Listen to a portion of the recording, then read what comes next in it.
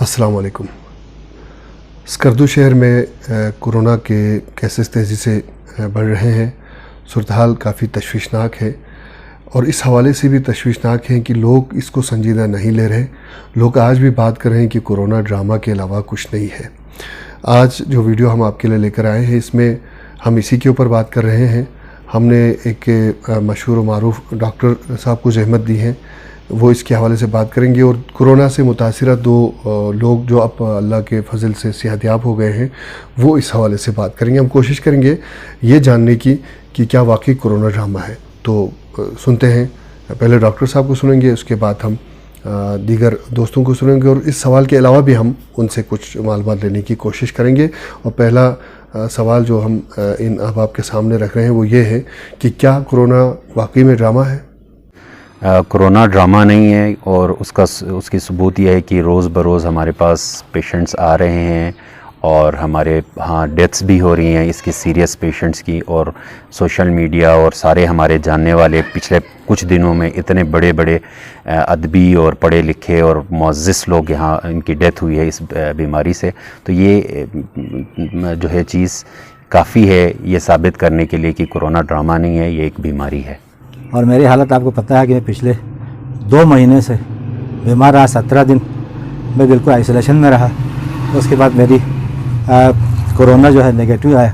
ابھی 1 مہینہ کچھ دن ہوا ہے، میں اب تک جو ہے مکمل طور پر چل نہیں سکتا ہوں۔ تو یہ ڈرامہ نہیں ہے، یہ حقیقت ہے۔ میں عوام سے گزارش کروں گا کہ احتیاط کرے خدا رہا، ورنہ جس طرح ابھی ہمارے 5-6 عظیم ہستیاں جو ہے اس دنیا سے بلتستان کے چلے گئے ہیں، تو ممکن ہے کہ یہ سلسلہ پھر جاری رہے۔ کورونا کوئی ڈرامہ نہیں ہے، حقیقت ہے۔ جس مہلک وائرس سے میں خود 14 روز میں اس وائرس سے لڑ کے آج الحمدللہ میں اپنے گھر میں ہوں۔ خدا رہا اس کو مذاق میں نہ ڈالیں، یہ ایک حقیقت ہے۔ یہ ایک خطرناک موذی وائرس ہے جس سے میں خود لڑ کے آج 14 دن بعد میں اپنے آج گھر پہ موجود ہوں۔ اچھا ڈاکٹر صاحب، یہ بتائیے گا کہ اب کیا صورتحال ہے اسکردو شہر میں اور کس تیزی سے کیسز بڑھ رہے ہیں؟ کیسز کی تعداد ابھی پچھلے 1-2 ہفتوں میں کافی زیادہ انکریز ہوئی ہے۔ پہلے ہم جو روزانہ ہم ٹیسٹیں بھیجتے تھے 20, 25, 30 جو ہماری ڈیلی ٹیسٹ ہو رہی تھیں، ان میں سے 2-3 پازیٹیو آ رہے تھے۔ اب پچھلے 1-2 ہفتوں میں کم از کم 20-22 میں سے 9-10-11 پیشنٹس پازیٹیو آ رہے ہیں۔ تو اس کا مطلب ہے 50% جو ہم ٹیسٹ بھیج رہے ہیں اس کا 50% پازیٹیو آنا شروع ہو گیا۔ ہاسپٹل میں آپ کو کس طرح کے مسائل کا سامنا کرنا پڑ رہا ہے؟ ہاسپٹل میں سب سے بڑا ایشو اس وقت جو ہے نا، زیادہ سیریس پیشنٹس آنے کی وجہ سے ہوتا ہے۔ ظاہری بات ہے، اس کو مینیج کرنا ایک پوری ٹیم ایفرٹ ہوتی ہے۔ اس میں میرے سارے ڈاکٹرز، پیرامیڈیکل سٹاف جو ہے وہ انوالو ہوتے ہیں، اور جتنا زیادہ سیریس پیشنٹ ہوتا ہے ڈاکٹرز اور پیرامیڈیکل سٹاف کو زیادہ ایفرٹس کرنی پڑتی ہے۔ اور ہم جو ہاسپٹل ایڈمنسٹریشن والے ہیں ان کو آکسیجن کے لیے اور دوسری جو لاجسٹیکل چیزیں ہیں جو پیشنٹ کے مینجمنٹ میں انوالو ہیں، ان کو زیادہ سے زیادہ ہمیں اویلیبل کرنا پڑتا ہے۔ تو یہ ایک چیلنج ہے اس ٹائم پہ۔ پیرامیڈیکل سٹاف اور ڈاکٹرز ماشاءاللہ سے بہت اچھا کام کر رہے ہیں، بہت قابل ڈاکٹرز ہیں، اور میں سلام پیش کرتا ہوں، سلوٹ پیش کرتا ہوں ان ڈاکٹروں کو جنہوں نے رات دن ایک کر کے وہاں پہ کافی جانیں انہوں نے بچا لیا، جس میں سے ایک میں بھی تھا اور میں آج بچ گیا ہوں۔ وہاں پر مین جو مسئلہ ہے آکسیجن کا ہے۔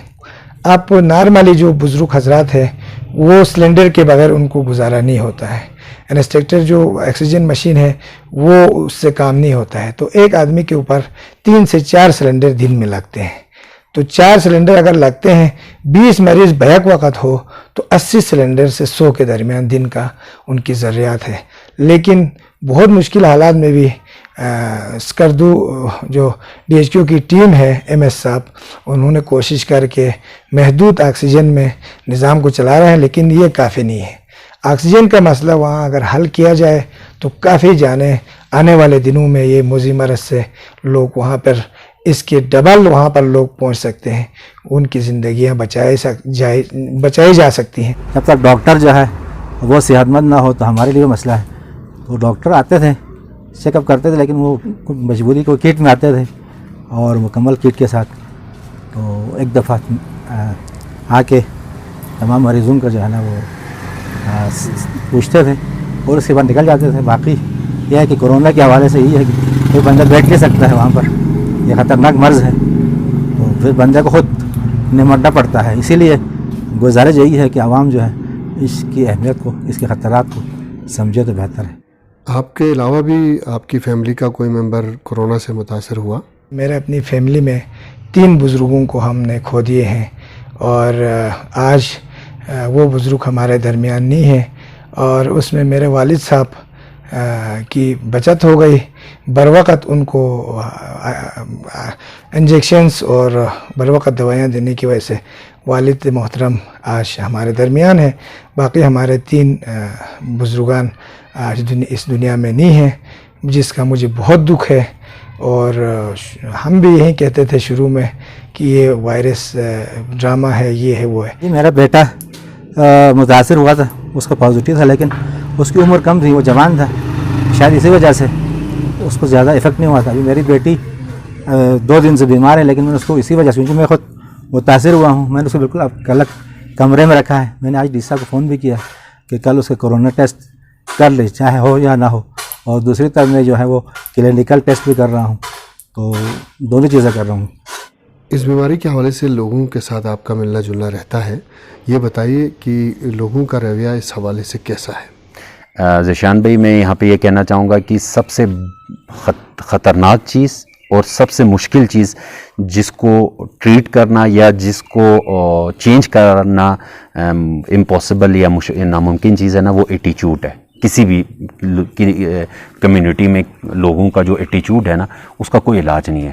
اب مسئلہ یہ ہے کہ جب لوگ کہتے ہیں کہ جی کورونا نہیں ہے، یا ڈرامہ بازی ہے، یہ فلان ہے، تو اس ایٹیچیوڈ کو نہیں چینج کر سکتے ہیں. لیکن میں یہاں پہ یہ کہنا چاہوں گا، لوگ بے شک جو ایٹیچیوڈ رکھیں یا جو اپنے رائے رکھیں، لیکن یہ اپنے ذہن میں بات ضرور بٹھا دیں کہ اگر خدا نہ خواستہ کسی کو کورونا لگ گیا انہی لوگوں میں سے یا ان کے عزیزوں میں سے، تو یہ ایک بیماری ہے، اور بیماری پھر سب کے لیے برابر ہے.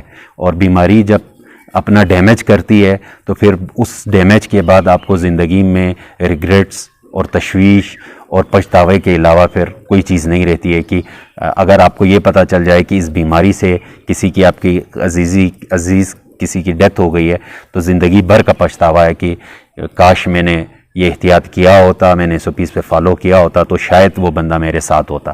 تو یہ ریگریٹ ہونے سے بہتر ہے، یہ پچھتاوے سے بہتر ہے کہ ہم احتیاط کر لیں. یہاں کا ہمارا صاحب ممبر ہے، میری تیمارداری کے لیے آیا، ادھر بیٹھے رہے اور میرے سامنے کہتے ہیں کہ کچھ بھی نہیں ہے چیزیں، جو ہمیں جو ہے نا وہ مجالس سے روکنے کے لیے، ہمیں عبادات سے روکنے کے لیے ایک سازش ہے. لیکن میں بیمار ہوں، مجھے دیکھ رہا ہے بندہ، میرا سانس پھول رہا ہے، اور میں 1 مہینہ تقریباً میرا اس وقت ہو چکا تھا بیمار ہو کے. لوگ اس طرح جو ہے نا، یہ اویئرنیس کی کمی ہے، یا پھر لوگ جو ہے وہ جان بوجھ کے اس چیز کو سیریس لینا نہیں چاہتے ہیں. تو اللہ ان کو ہدایت دیں. لوگ ہاسپٹل کے ایک کمرے میں آپ اکیلے رہتے تھے، تو کیا فیل کرتے تھے، کیا محسوس کرتے تھے؟ رات بھر آپ اکیلے بیٹھے ہیں، تو کس طرح کے آپ کے محسوسات تھے؟ اور اس ٹائم پہ میں اپنے ایک تو کووڈ-19 سے میں لڑ رہا تھا. 6 دن میں اپنے بستر سے میں اٹھ نہیں سکا، اور ساتھ ہی ساتھ ایک اور عجیب سا وہاں پر قیامت خیز منظر، جس میں یہ تھا کہ ڈیڈ باڈیز کا مختلف وارڈز میں ڈیلی 1-2 کم از کم 1 تو ڈیلی جب تک میں رہا وہاں پر ڈیڈ باڈیز اٹھایا گیا.